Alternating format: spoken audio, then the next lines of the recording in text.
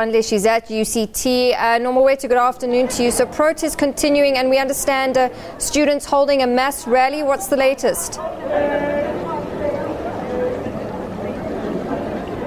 Well, a very good afternoon to you once again, Natasha. We are standing in front of Jameson Memorial Hall, and this is where the planned mass meeting is expected to take place.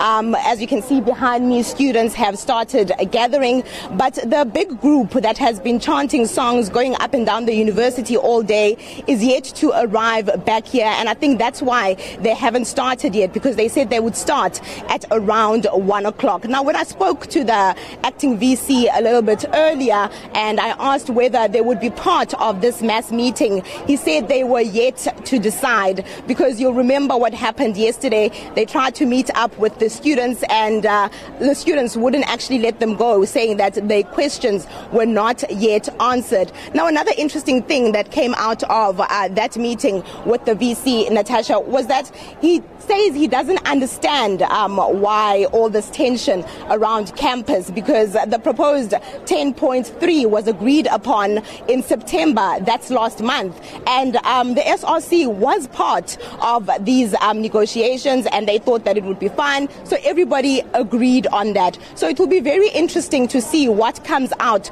of this mass meeting, because it does not only include the students that are protesting, but it also includes the students that have not been part of this protest, that have been saying they just want to go on with their studies, they just want to write exams. Now, talking about exams, Natasha, the VC, the acting VC a little bit earlier said the reason why they obtained that court interdict was to make sure that they try to bring things to normality down here in this university, and they also wanted to make sure that classes also start, and those people that want to go to class are allowed to do so. In fact, I can actually hear the large group, they're singing and they're coming up to start this mass meeting. So we'll be keeping a close eye as into what happens next, Natasha. Nomawethu, thank you very much for that update. That's our reporter Nomawethu Sowandle live from UCT in Cape Town. So from Cape Town, we cross now to Braamfontein to our reporter Nozintombi Mia. She's at Wits. Nozintombi, good afternoon to you. We understand that students blocked the entrance to the medical school.